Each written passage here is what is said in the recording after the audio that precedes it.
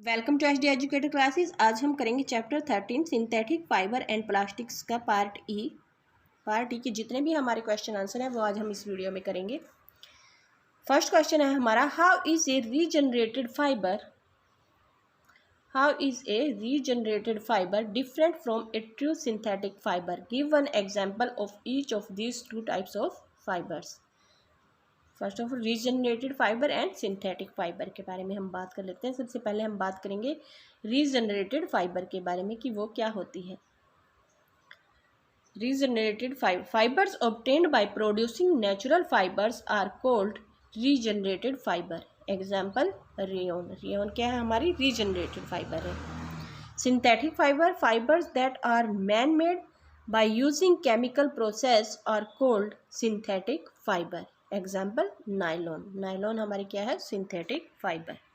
Okay, next question is, why do clothes made of nylon last longer? जो clothes nylon से बने होते हैं वो लास्ट लॉन्गर क्यों होती हैं, यानी कि ज़्यादा समय तक क्यों चलते हैं? Clothes made of nylon last longer because it is highly durable. क्योंकि ये हाईली ड्यूरेबल होते हैं इसलिए ये लास्ट लॉन्गर होते हैं। Question number 3 is, Write 2 points of difference between thermoplastic and thermosetting plastics. And the answer is thermoplastic की हम बात कर लेते हैं। First of all, plastic found by linear arrangement of monomers. ये क्या होती है हमारी? थर्मोप्लास्टिक्स।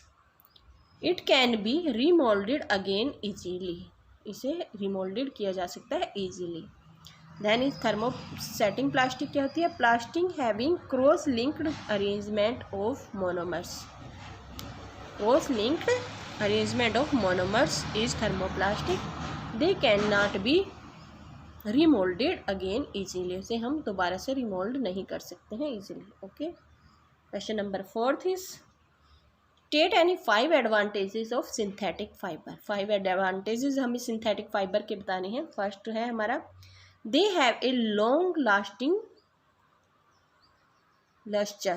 उनकी जो लस्टर होती है वो क्या होती है? लॉन्ग लास्टिंग होती है। Second is, they last longer as compare to natural fibres. वो नेचुरल फाइबर्स के कंपैरिजन में ज़्यादा देर तक चलते हैं, ज़्यादा लास्ट लॉन्गर होते हैं, बहुत दिनों तक चलते हैं। They are easy to clean. उनको क्लीन करना ईजी होता है। दे ड्राई क्विकली, वे जल्दी से सूख जाते हैं। They no wrinkle and therefore need very little और नो आयरनिंग। क्योंकि उनमें रिंकल नहीं होते हैं तो उनको ज़्यादा आयरन करने की ज़रूरत हमें नहीं होती है। बिना आयरन के भी उनका काम चल जाता है। They do not shrink on washing. Wash करते हुए श्रिंक नहीं होते हैं। They are less expensive as compare to natural fibres.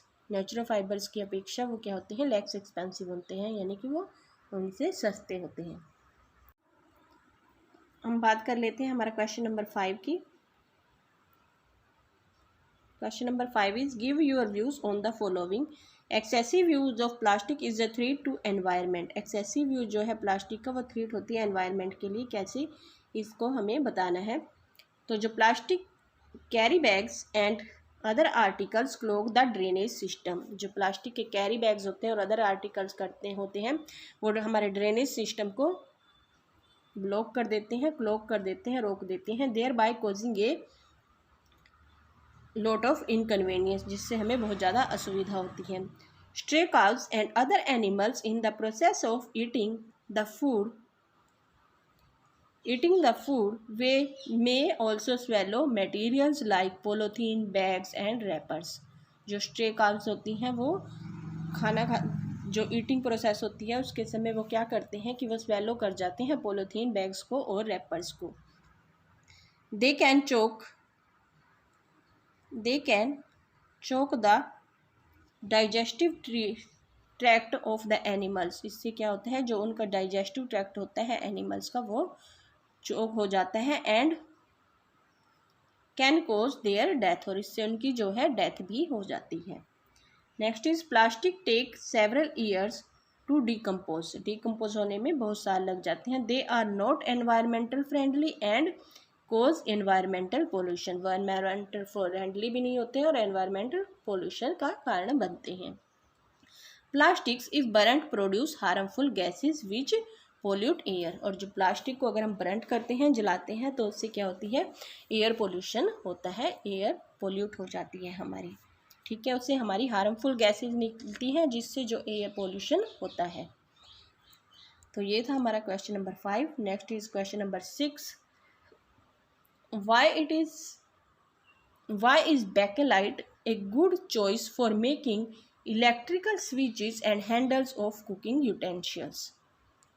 And the answer is bakelite is a poor conductor of heat and electricity and is used for making electrical switches, handles of cooking utensils. जो bakelite है वो poor conductor होता है heat का और electricity का, इसलिए उसको हम इलेक्ट्रिकल स्विच बनाने में यूज़ करते हैं और कुकिंग यूटेंसिल्स के हैंडल में भी उसको यूज़ करते हैं, ठीक है। तो ये थे हमारे क्वेश्चन आंसर्स पार्ट ई के। अगर आपको मेरी वीडियो पसंद आए तो please like, share and subscribe the channel. Thank you very much.